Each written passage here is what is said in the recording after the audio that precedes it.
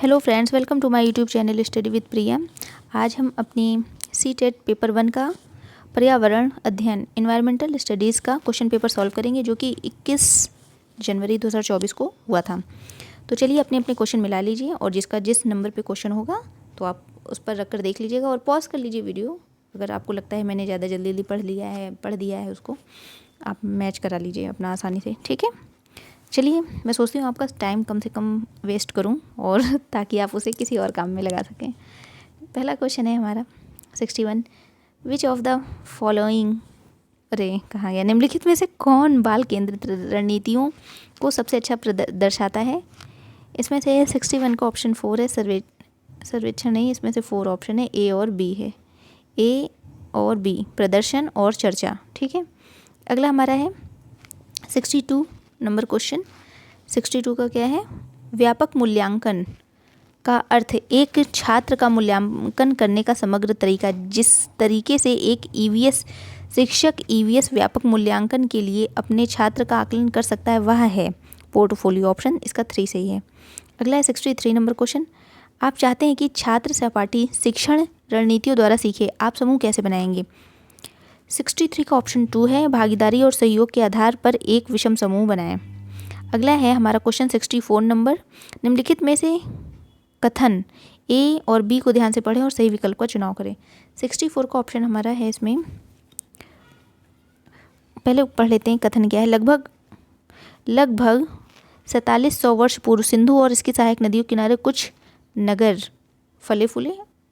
गंगा और इसकी सहायक नदियों के किनारे नगरों का विकास लगभग 1500 वर्ष पूर्व हुआ था। तो इसमें ए सही है और बी गलत है, ठीक है।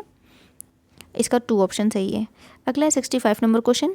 अभिकथन क्या है, थीम परिवार और मित्र ईवीएस में प्रमुख थीम थी और पौधों और जानवरों को परिवार और मित्र के उप थीम के रूप में प्रस्तुत किया जाता है। कारण क्या है, थीम के द्वारा मनुष्य और जीवन के अन्य रूपों को अन्यान्योन्यता पर प्रकाश डाला गया। अब इसमें आपको बताना है अभिकथन और कारण। 65 का ऑप्शन 4 हमारा है, अभिकथन और कारण दोनों सही है। अभिकथन की व्याख्या भी करता है कारण, ठीक है।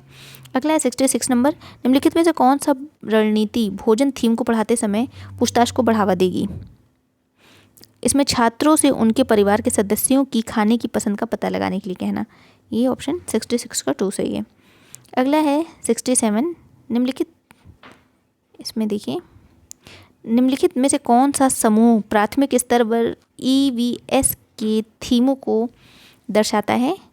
इसमें है 3 ऑप्शन सही है, आवास, यात्रा, चीज़ें जो हम बनाते हैं और करते हैं। इसका ऑप्शन 3 सही है, ठीक है। अगला है हमारा क्वेश्चन, इसका नंबर क्या है, 68 नंबर का क्वेश्चन है। कथन क्या है, ए और आर को ध्यान से पढ़ें और निम्नलिखित प्रश्नों का उत्तर दें। रेशम का कीड़ा अपनी मादा को उसकी सुगंध से कई किलोमीटर दूर से ही पहचान लेता है, सही है। कुछ मादा कीड़े फेरोमोन्स छोड़ते हैं जिसके गंध को नर कीड़े पहचान लेते हैं। तो इसमें से हमारा आंसर होगा ए और आर दोनों सही है और आर ए की सही व्याख्या करता है।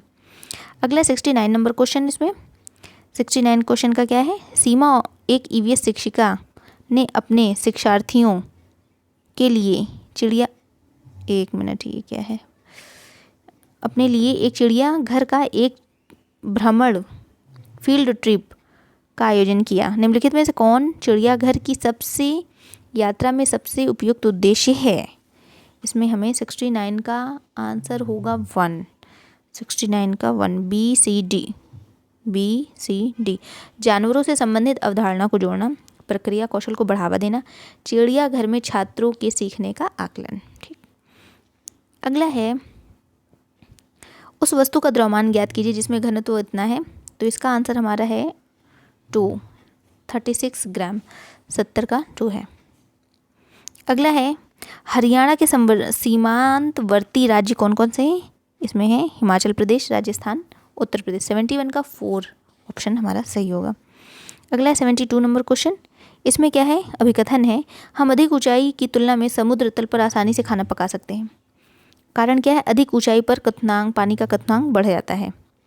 72 का ऑप्शन हमारा 2 सही है, ए सत्य है लेकिन आर असत्य है। ए सत्य परंतु आर असत्य है। अगला हमारा प्रश्न है 73 नंबर। डॉक्टर मरीजों में मलेरिया की पहचान के लिए खून की जांच कराने के लिए निर्देशित करते हैं खून की जांच से उसमें मादा मच्छर के अंडों की उपस्थिति का पता चलेगा। ठीक, 73 का ऑप्शन हमारा 2। 74 नंबर क्वेश्चन, इसमें देखिए क्या है। पक्षियों का अध्ययन करने वाले ने यह प्रक्षेपण किया कि पक्षियों की एक विशेष प्रजाति में नर पक्षी अपने अपने घोंसले बनाते हैं। मादा पक्षी उन सभी घोंसलों को देखती है, उनमें से जो सबसे अच्छा लगता है उनमें ही वह अंडे देने का निश्चय करती है। इन पक्षियों का नाम क्या है? वीवर पक्षी है, 1 इसका आंसर है। अगला है 75 नंबर क्वेश्चन, इसमें क्या है। प्रत्येक परिवार में सदस्यों की संख्या और पानी की अनुमानित मात्रा की खपत का पता लगाने के लिए एक छात्र ने अपने घर और पड़ोस में एक सर्वेक्षण करते हैं। इस गतिविधि के माध्यम से कौन से कौशल और प्रक्रियाएं विकसित की जाती हैं? 75 का हमारा ऑप्शन 1 सही, पूछताछ, परिणाम निकालना, अभिव्यक्ति। अगला है 76 नंबर क्वेश्चन, इसमें क्या करना है। इसमें NCERT की EVS पाठ्य पुस्तक के एक अध्याय में वहीदा का प्रिज्म और नौसेना में डॉक्टर के रूप में उनके अनुभव का वर्णन किया है। इसमें शामिल करने का क्या कारण है? 76 का ऑप्शन हमारा 3 सही है, BDA, A, B और D, C नहीं है। ठीक है, उनका अनुभव लैंगिक रूढ़ियों को चुनौती देता है। उनकी कहानी सशस्त्र बलों में एक चिकित्सा अधिकारी के जीवन की एक झलक देती है।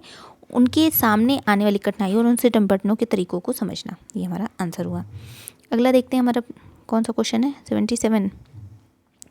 इसमें क्या बताना है, कथन क्या है। बोरा असम में उपयोग की जाने वाली धान का एक सामान्य प्रकार है। कारण धान की खेती चिकनी मिट्टी में अच्छी होती। इस फसल को प्रचुर मात्रा में पानी चाहिए। 77 का ऑप्शन हमारा 4 है, A और B दोनों सही है।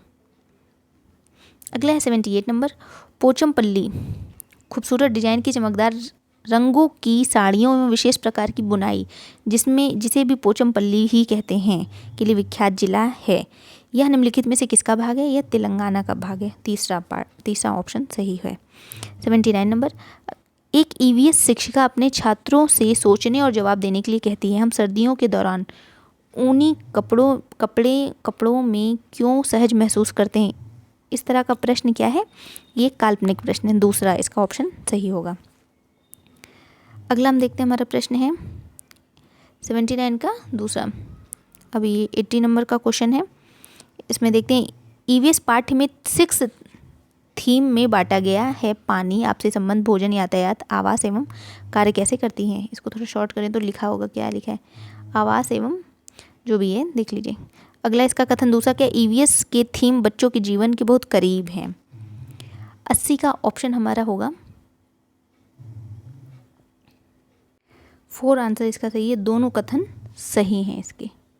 ठीक है, अगला है 81 नंबर क्वेश्चन, EVS के पाठ्य पुस्तकों को विद्यार्थी स्कूल के जीवन को उनके बाहर के जीवन से जोड़ने का NCF 2005 की सिफारिश को प्रतिबिंबित करना चाहिए। इसका अर्थ क्या है? 81 का ऑप्शन हमारा 2 है, पाठ्य पुस्तकें विद्यार्थियों को उनके आसपास के सभी स्रोतों के माध्यम से ज्ञान का निर्माण करने में सहायता करती हैं।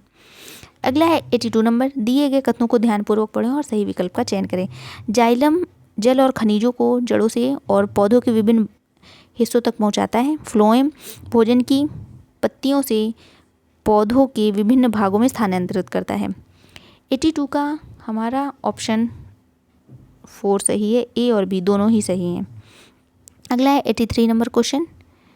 इसमें क्या करना है, 83 में कक्षा 3 के एक EVM शिक्षक एलेक्स ने हमें चीज़ें कैसे बनाते हैं थीम की शुरुआत करते हुए अपने छात्रों को कागज़ की रंगीन पट्टियों को काटने और पट्टियों को चटाई बनाने में मदद की।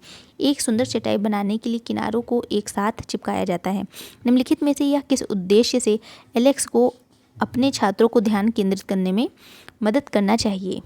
83 का ऑप्शन हमारा 4 है, A, B और D। आकर्षक रंगों के पेपर चुनना और स्ट्रिप्स को पूरी तरह से काटना सीखना। इस गतिविधि को बुनकरों द्वारा दी जाने वाली बुनाई से संबंधित करना। रंग पैटर्न के बारे में सीखना और सौंदर्य बोध विकसित करना। 4 ऑप्शन इसका सही हुआ। अगला है 84 नंबर क्वेश्चन। कक्षा 5 की EVS शिक्षिका नीना अपने छात्रों को एक समूह असाइनमेंट देती है।